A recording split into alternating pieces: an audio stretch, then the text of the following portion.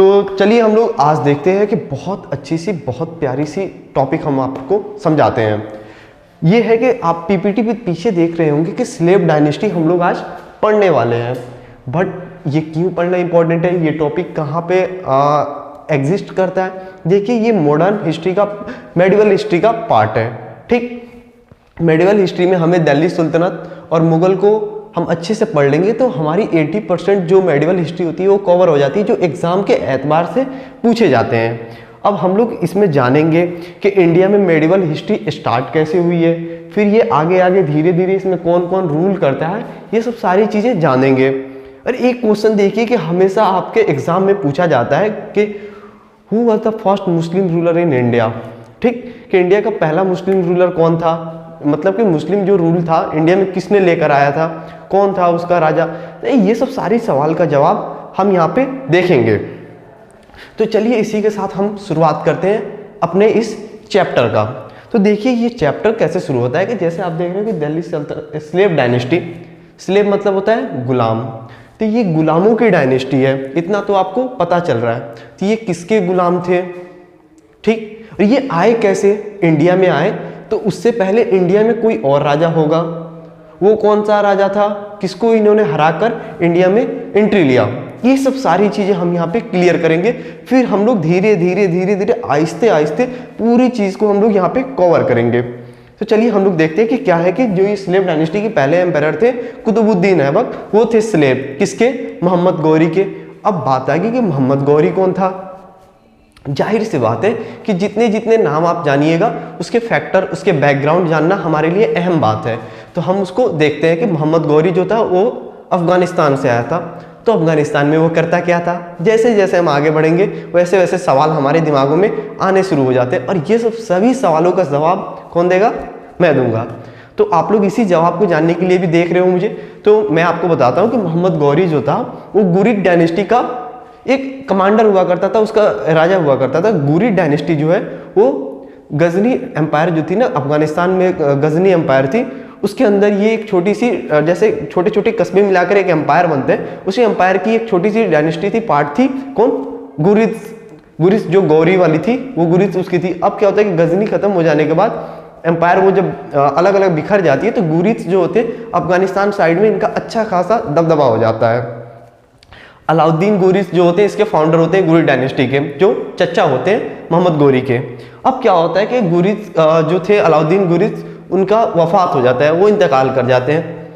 फिर क्या होता है, ये डायनेस्टी की गुरिद डायनेस्टी का निज़ाम जो होता है मोहम्मद गौरी और इनके भाई ये दोनों ने संभालते हैं। तो जो इनके बड़े भाई थे वो बन जाते हैं इसके एम्पायर, मतलब इसके जो सुल्तान होते हैं वो गयासुद्दीन गौरी बन जाते हैं, जो इनके बड़े भाई थे।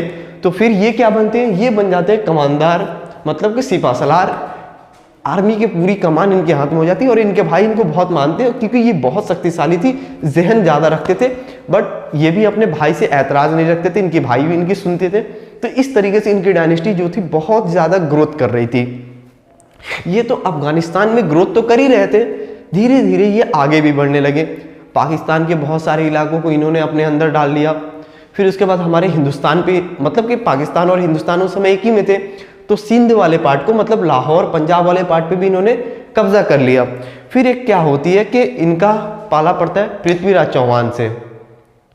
आपको पता होगा कि 2 बैटल हुई थी, battle of Tarain first, battle of Tarain second. Tarain एक जगह है हरियाणा में आता है, वहां पे लड़ाई होती है चहमानस वर्सेस गुरिद। बैटल ऑफ तैरैन जो फर्स्ट लड़ाई होती है, 2 के बीच होती है, गुरिद वर्सेस बैटल ऑफ चहमानस। अब क्या होता है कि गुरिद की तरफ से लड़ते हैं मोहम्मद गौरी और चहमानस की तरफ से लड़ते हैं पृथ्वीराज चौहान। अब इन दोनों के बीच में होती है लड़ाई, battle of Tarain, first battle of Tarain 1191 में, मतलब 1191 में इन दोनों की भिड़ंत होती है। और उसमें क्या होता है, मोहम्मद गौरी बुरे तरीके से हार जाते हैं। यहाँ तक कि ये कहा जाता है कि जो पृथ्वीराज चौहान की आर्मी थी बुरे तरीके से गुरिद के सारे लोगों को मार देती है, और उसमें अच्छे तरीके से बहुत बुरे तरीके से घायल हो जाते हैं कौन? मोहम्मद गौरी, और गिर जाते हैं। और पृथ्वीराज चौहान की आर्मी ये समझती है कि गौरी अब खत्म हो गया, अब ये जिंदा नहीं है। बट वो क्या था कि वो गिरा पड़ा हुआ था, और उनकी आर्मी का एक फौज का जो एक आर्मी था उसने उसको देखा गौरी को और उठाकर उसे ले गया अपने जगह पे, ठिकाने पे, मतलब कि गौरी जिंदा बच गया। अब ये घर पहुंचा तो बहुत स्ट्रॉन्ग आदमी था, इसको अपने हार बर्दाश्त नहीं हुई, ये अपना हार जो था ये बर्दाश्त नहीं कर पाया। फिर क्या करता है ये, फिर ये कहता है कि अपना कुछ कुछ चीज़ें ये डिवोट करता है, जब तक कि मैं पृथ्वीराज चौहान से बदला न ले लूँ मैं अपने लिबास को चेंज नहीं करूँगा, मैं अपने पूरे कंफर्ट जोन से बाहर रहूँगा। मतलब ये सब कुछ चीज़ें इसने छोड़ दी कि जब तक मैं ये नहीं करूँगा ये नहीं कर पाऊँगा। ठीक, तो इसने अपना बिस्तर पे मतलब कि जितनी भी शाही खानदान की जो होती है वो सब सारी चीज़ें लग्जरियस लाइफ इसने छोड़ दी और जंग की तैयारी में लग गया। मतलब कि अभी मरहम पट्टी करा नहीं सही से और फिर से जंग के लिए तैयार हो गया। एक कमांडर के लिए ये बहुत अच्छी बहुत बड़ी जिम्मेदारी थी और बहुत तारीफ करने वाली बात है। तो फिर क्या होता है, ये बदला लेने के लिए पृथ्वीराज चौहान से तैयारी करने लगता है। और इधर पृथ्वीराज चौहान ये समझते हैं कि हमने इस तरीके से इनको मारा है, इस तरीके से हराया है कि अभी ये हिम्मत ही नहीं कर सकते हैं कि हमारे डायनेस्टी में फिर से आएंगे। ये इनकी बहुत बड़ी भूल थी। एक साल के बाद सेम जगह पे, सेम टाइम नहीं थी भैया बट सेम जगह थी, बैटल ऑफ तैरेन सेकेंड 1192, मतलब एक साल के बाद फिर से आते हैं मोहम्मद गौरी और पृथ्वीराज चौहान पे हमला करते हैं। इस हमले के लिए पृथ्वीराज चौहान पूरे तरीके से तैयार नहीं थे, बट जो वार होती है इसमें आप तैयार हो या ना हो, सामने वाला तो ये पूछ के नहीं आएगा भैया हम आए, कि आप पूरे तरीके से तैयार हो जाओ फिर आते हैं, ऐसा कुछ नहीं होने वाला है था। तो मोहम्मद गौरी यहाँ पे जीत जाते हैं और इंडिया में बैटल ऑफ तैरेन मतलब सेकेंड बैटल ऑफ तैरेन हराने के बाद इंडिया में मुस्लिम रूल का एंट्री होता है। तो आपसे कभी सवाल पूछा जाए who was the first Muslim ruler in India, तो आपका आंसर होगा मोहम्मद गौरी, ना कि कुतुबुद्दीन ऐबक। ठीक, अब मोहम्मद गौरी के साथ साथ एक और उनका स्लेव लड़ रहा था जिसका नाम था कुतुबुद्दीन ऐबक।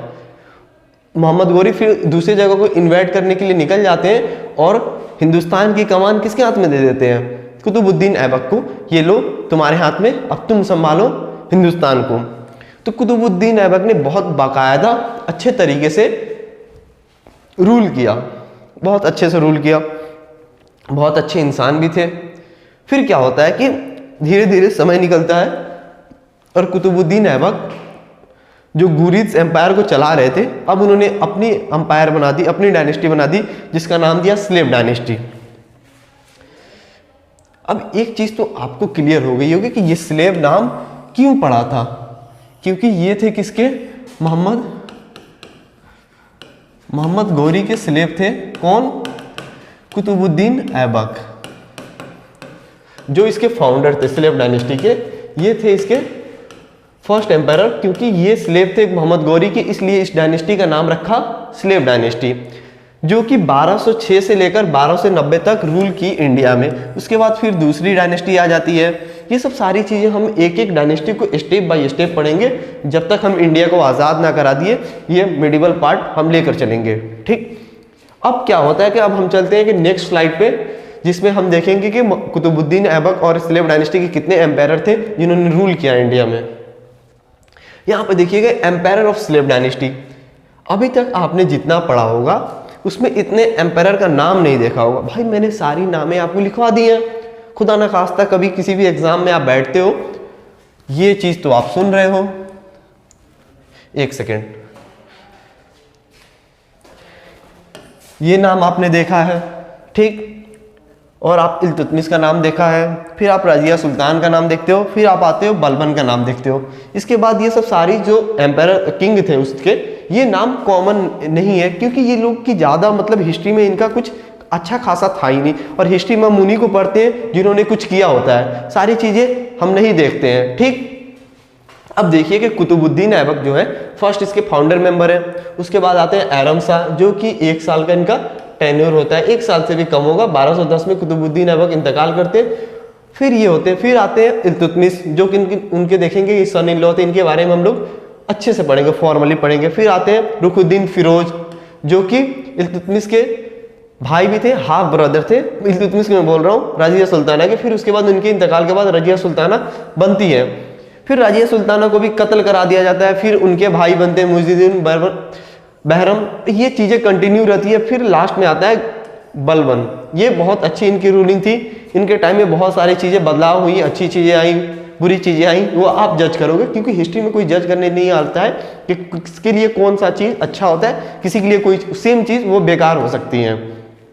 और लास्ट एम्पर है कैकाबाद, इनका तो नाम याद रखना पड़ेगा। तो ये सब सारी चीजें हम लोग एक एक करके देखते हैं, जो जो मेजर है, सारी चीजें नहीं बल्कि जो जो मेजर चीजें हैं उसको हम लोग देख के आगे बढ़ते हैं। यहां पे देखिएगा कुतुबुद्दीन ऐबक। अब हम लोग स्टार्ट करते हैं, जो इसके फाउंडर है उनसे हम लोग स्टार्ट करते हैं। कुतुबुद्दीन ऐबक आपने पहले ही देखा 1206 से लेकर 1210 तक इन्होंने रूल किया है हमारे दिल्ली में बैठकर। दिल्ली सल्तनत थी तो दिल्ली में बैठकर उसके आसपास इलाकों को, पूरे इंडिया को नहीं, ये बात आप ध्यान से निकाल लीजिएगा। अब कि दिल्ली की गद्दी पे जो बैठता है पूरे इंडिया पे रूल करता होगा, अभी है। उस टाइम क्या था कि सब जगह के अलग अलग डायनेस्टी हुआ करते थे, प्रोविंशियल स्टेट होते थे, अलग अलग होते थे, बट इंडिया का ज्यादा जो पार्ट था इन लोगों के हाथ में हुआ करता था। अब इनके बारे में क्या क्या चीजें याद कर सकते हैं, किस टाइप से आपके सवाल आ सकते हैं कि जो कुतुबुद्दीन ऐबक थे किसके स्लेव थे, क्योंकि अपने डायनेस्टी का नाम स्लेव रखा है तो जाहिर सी बात है क्वेश्चन बन सकता है कि कुतुबुद्दीन ऐबक किसके स्लेव हुआ करते थे। तो ये बात तो हमने पीछे जो बैकग्राउंड वाली स्टोरी थी उसमें हम लोगों ने पढ़ लिया है। अब आता है कि ये बैटल ऑफ तहरीन सेकेंड हो जाता है 1192 में, सेकेंड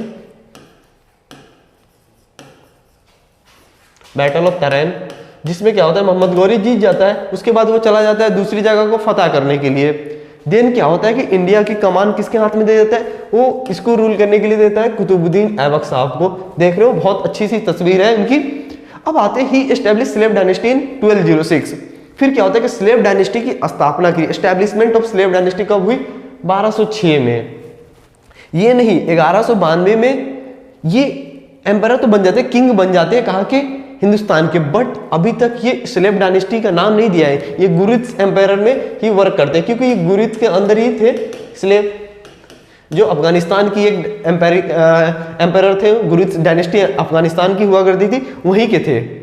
फिर यहाँ पे क्या हुआ कि एस्टैब्लिश क्या होता है कि डायनेस्टी करते हैं 1206 में। 1206 से हमारा स्टार्ट होता है slave dynasty Delhi Sultanat. He is also name Lakh Bakhsh, इनको लाख बख्श भी बोला जाता था बिकॉज हिज जेनरसिटी। क्या था कि ये बहुत दयालु इंसान थे, राजा थे। अब क्या होता है कि राजा हम जैसे ही बोलते हैं, सारे राजा मार काट और करने वाले नहीं होते, सारे जो होते अत्याचार नहीं करते। बहुत राजा जो होते हैं बहुत अच्छे होते हैं, बहुत अच्छे काम किए होते हैं, जो उनकी प्रजा जो होती है उनसे वो मिल मिलाव रखते हैं, जो भी इनके सामने आता है उनको कुछ ना कुछ दे देते हैं। आगे बात समझ में, तो इनके जो प्रजा थे इनसे बहुत खुश थे। बेचारा तो एक गुलाम था, गुलाम ही जान सकता है गुलाम की क्या नौबत होती है। तो इसे गरीबी को बहुत परखा है, बहुत जाना होगा, तो इनकी जो लगाव थी लोगों से बहुत अच्छी थी।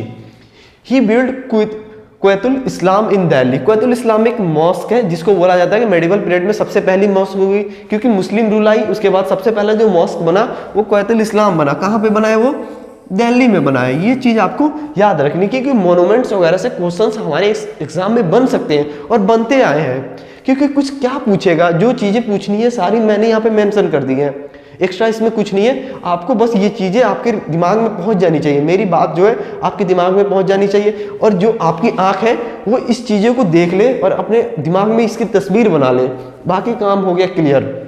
जीके में ज्यादा कुछ करना नहीं है, इतना कर लिया आप काफी है।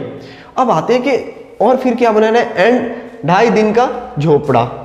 अब क्या है कि फिर एक नई चीज बनाते हैं, 2.5 दिन का झोपड़ा।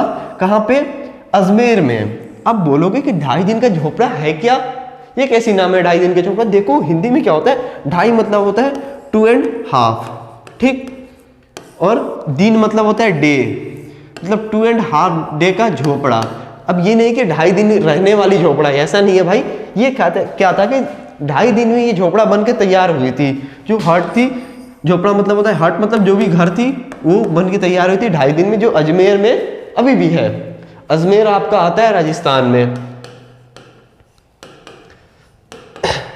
और जिनको नहीं पता है, राजस्थान की कैपिटल क्या है, जयपुर। जब हम लोग देखेंगे country capital, important national park, ये सब सारी चीजें जब हम मेंशन करेंगे, हाई कोर्ट वगैरह, तो सारी मेंशन हो जाएगी। जो चीजें आपको बार बार हम रिपीट कराते रहेंगे तो याद हो जाएगा, ठीक। अशोक गहलोत इसके सीएम है राजस्थान के अभी के, ठीक। अब क्या होता है कि ही lead foundation of Qutub Minar की जो फाउंडेशन स्टोन रखी थी, जिन बुनियाद रखी थी, वो कुतुबुद्दीन ऐबक ने रखी थी। कुतुबुद्दीन ऐबक ने बुनियाद रखी है किस चीज की? कुतुब मीनार की। यहाँ पे अब क्वेश्चन आता है, हु कंप्लीटेड कुतुब मीनार? तो ये कुतुबुद्दीन ऐबक नहीं है, क्योंकि इनकी फौत हो जाती है। देख रहे हो कि 4 साल का टेन्योर है, 1206 से 1210 का, 5 से 4-5 साल का। अब इसमें क्या होता है कि इंसान अभी बना क्या, 2.5 दिन का झोपड़ा बनाया, कुवैतुल इस्लाम बनाया, और कुतुब मीनार तो एक रात में बनने वाली चीज नहीं है, ठीक? तो उसमें वक्त लगता है, बट उसकी बुनियाद इन्होंने रख दी थी। और फाइनली क्या होता है कि इनकी इंतकाल हो जाती है 1210 में। तो इतनी चीजें आपको याद रखनी है। 1210 में इनकी इंतकाल हो जाती है। किस चीज की? ये गेम खेल रहे थे, पोलो खेलते समय इनकी इंतकाल हो जाती है, जिसको हम लोग बहुत सारे बुक में चौगान भी लिखा हुआ है, ठीक? पोलो या चौगान खेलते समय इनकी डेथ हो जाती है। ये चीजें आपको याद रखनी है। अब एक बार हम फिर से इसको देख लेते हैं दोबारा कि क्या क्या चीजें हमने पढ़ा। कुतुबुद्दीन ऐबक स्लेव थे मोहम्मद गौरी के, ओथ इन्होंने लिया एम्परर का इंडिया में। 1192 में बैटल ऑफ तैरन खत्म हुई, मोहम्मद गौरी चले गए और ये बन गए। थर्ड, अपनी डायनेस्टी एस्टैब्लिश करी 1206 में। फिर इनको लाख बख्श के नाम से जाना जाता है। ये इंपॉर्टेंट सवाल है, बहुत बार पूछा जा चुका है। और कुवैतुल इस्लाम जो फर्स्ट मॉस्क बोला जाता है, क्योंकि यही आए थे दिल्ली सल्तनत वाले जो मुस्लिम रूलर थे इंडिया में। उससे पहले क्या थी कि हिंदू के दबदबा था, मतलब जितने भी इंडिया में मेजर रूलर हुआ करते थे वो हिंदू हुआ करते थे। अब आता है 2.5 दिन का झोपड़ा। 2.5 दिन का झोपड़ा अजमेर में ये कुतुबुद्दीन ऐबक ने ही बनाई होती है। देन क्या है, कुतुब मीनार का फाउंडेशन स्टोन। ये क्या है कि एक बहुत बड़ी मोनूमेंट्स है इंडिया के लिए, तो ये चीजें याद करनी होती है। और फाइनली ये डेथ कर जाते हैं कब? 1210 में पोलो खेलते समय। ओके, हम चलते हैं हम नेक्स्ट स्लाइड पे।